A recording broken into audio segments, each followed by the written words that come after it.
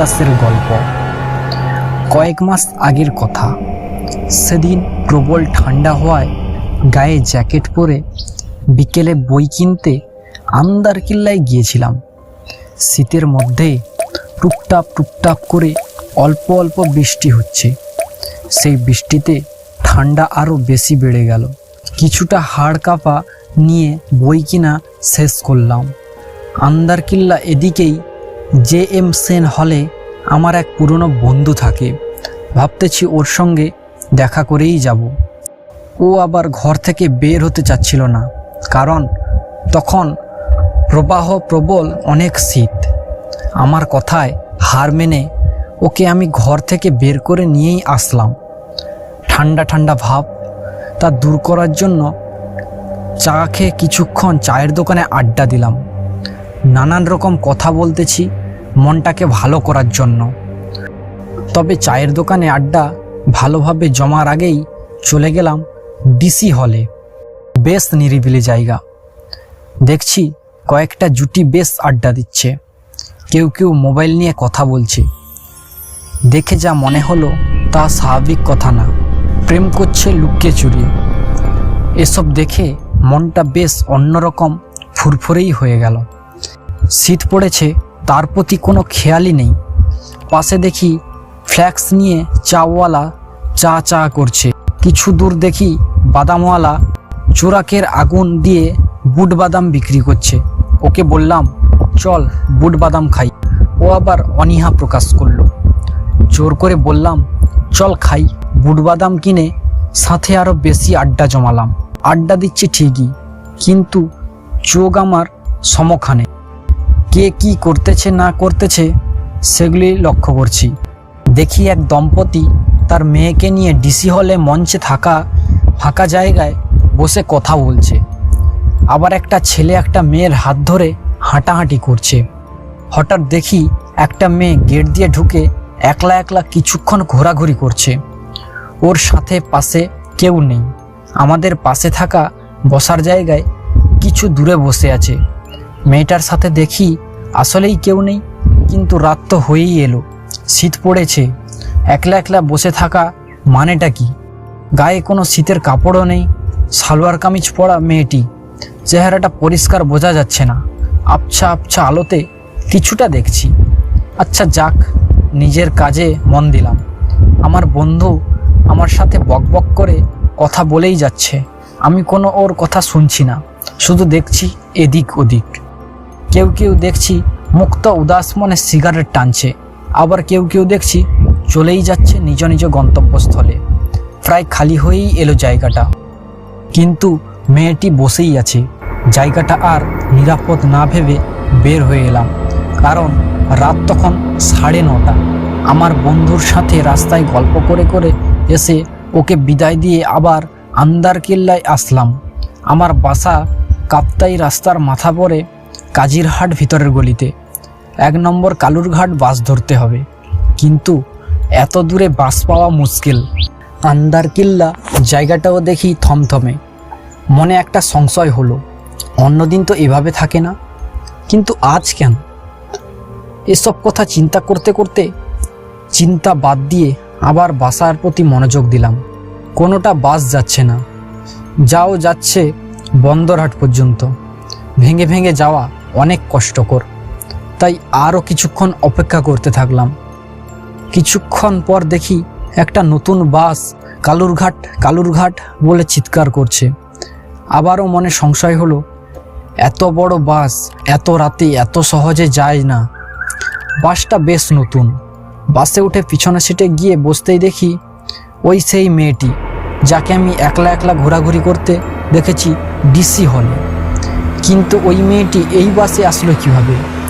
এই বাস তো new market থেকে আসছে। তাহলে মনে আমার অনেক প্রশ্ন ঘুরপাক খাচ্ছে। প্রশ্নেরা আমার কাছে আসছে আর যাচ্ছে। আজব চিন্তারা আমার পাশে এসে বসে আছে, কিন্তু না ভেবে উপায় কি? চিন্তার তো বিষয়। যাই হোক, আমি আমার সামনের দিকে ফিরে তাকালাম। বাস ছেড়ে দিয়েছে। আমি বাসের জানলার দিকে তাকিয়ে রইলাম। বাস ড্রাইভার পিছনের দিকে লাইট জ্বালিয়ে দিয়েছে। কিছুক্ষণ পর পর আমি মেয়েটির দিকে তাকিয়ে দেখছি, বাহ, বেশ সুন্দর মেয়েটি। তখন অন্ধকারে ভালোভাবে দেখা যায়নি। বয়স তার কত হবে, আনুমানিক 20-21 হবে হয়তো। ওর দিকে না চেয়েও পারছি না, বেশ অপরূপ দেখতে। কিন্তু এভাবে তাকিয়ে থাকলে নিশ্চয় অন্য কিছু মনে এনে সন্দেহ করবে। কেমন জানি দেখতে মেয়েটি, একবার তাকিয়ে থাকলে দেখতে অনেক সুন্দর লাগে, আবার আরেকবার তাকিয়ে থাকলে মনে হয় অদ্ভুত ধরনের, বিকৃতি চেহারার। ঠিক তাকাতে যেন ভয় হয়। খেয়াল করে দেখি ওর চোখ মুখ জলজল করছে, হাতগুলো দেখতেই বা কীরকম, পুরো অদ্ভুত ধরনের। বাস পূর্ণ গতিতে চলছে। আমার তো ঠান্ডায় যায় অবস্থা, গায়ে জ্যাকেট পরেও নিস্তার পাচ্ছি না। কিন্তু মেয়েটি ঠান্ডা সহ্য করছে কিভাবে? মেয়েটির কপালে তাকালে মনে হয় ঘামের বৃষ্টি ঝরছে। এভাবে করতে করতে সব যাত্রী কোনো সময় নেমে গিয়ে কমে গেছে, টের পাইনি। এত বড় বাসের মধ্যে আমরা 4 জন, বাস ড্রাইভার আর কন্ডাক্টর, এদিকে আমি আর সেই মেয়েটি। বাইরে তাকিয়ে দেখি কাপ্তাই রাস্তার মাথা চলে এসছে। বাস আর কালুরঘাট যাবে না, কারণ কালুরঘাট যাওয়ার মতো যাত্রী নেই। বাস থেকে নামতেই দেখি রাস্তার চারিদিকে সব শূন্য, কেউ কোথাও নেই। কন্ডাক্টরকে টাকা দিয়ে আমি মেয়েটির আগে হাঁটা দিলাম। প্যান্টের পকেট থেকে মোবাইল বের করে ঘুরতেই দেখি রাত 11:58। এত রাত হয়ে গেছে নিজেও বিশ্বাস করতে পারছি না। সামনের দিকে ফিরে তাকাতেই দেখি মেয়েটি কোনো সময় আমার আগে ক্রস করে হাঁটা শুরু করে আমার আগে আছে। ভাবতেই পারছি না এত তাড়াতাড়ি ক্রস করলো কিভাবে। আমি তো মেয়েটির আগেই ছিলাম। অবাক চোখে পিছন দিকে ফিরে তাকাতেই দেখি পিছনে সেই বাসটিও নেই। এত অল্প সময়ের মধ্যে চলে গেল কিভাবে? অন্তত বাসটির ইঞ্জিনের শব্দ শোনা যেত, অথচ শুনতেই পেলাম না। আমি আবার সামনের দিকে ফিরে তাকাতেই দেখি মেয়েটির হাঁটা চলা অন্যরকম, ঠিক স্বাভাবিক মেয়েদের মতো না। আমি মেয়েটি থেকে 20 হাত দূরে। ভালো করে খেয়াল করতেই দেখি মেয়েটি থেকে কি যেন আস্তে আস্তে গলে গলে যাচ্ছে। আমি তো ভীষণ ভয় পেয়ে আছি, কারণ রাস্তার আশেপাশে কোনো জনমানব নেই।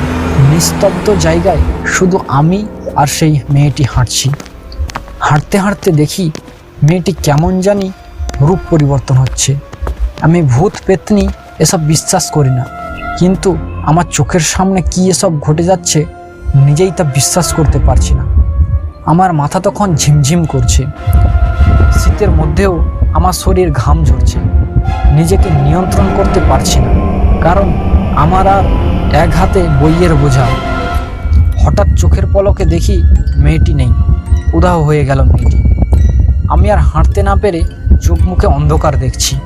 রাস্তায় পড়ে যাওয়ার মতো অবস্থা। আলোকিত রাস্তার স্ট্রিট লাইটও আমাকে আলোকিত করতে পারছে না। সব কিছু যেন স্থির হয়ে আসছে, মনের দম ফুরিয়ে যাওয়ার উপক্রম। আকাশের দিকে তাকাতেই দেখি আকাশে একটাও তারা নেই, সব শূন্য। আমি নিশ্চুপভাবে ভয়ে ভয়ে আমার বাসার দিকে এগোতে থাকলাম। বাসায় পৌঁছতে শুকনো জায়গায় একটা পিচ্ছিল আছাড়ও খেলাম, তবে ভাগ্য ভালো পড়ে যায়নি। বাসায় গিয়ে অন্য কিছু না ভেবে সোজা ঠান্ডা জল খেলাম। ভাবতে লাগলাম আজকে কি হলো, যা আমার জীবনে ঘটেনি। কিন্তু মনে আমার এখনো প্রশ্ন, মেয়েটি কোথায় গেল?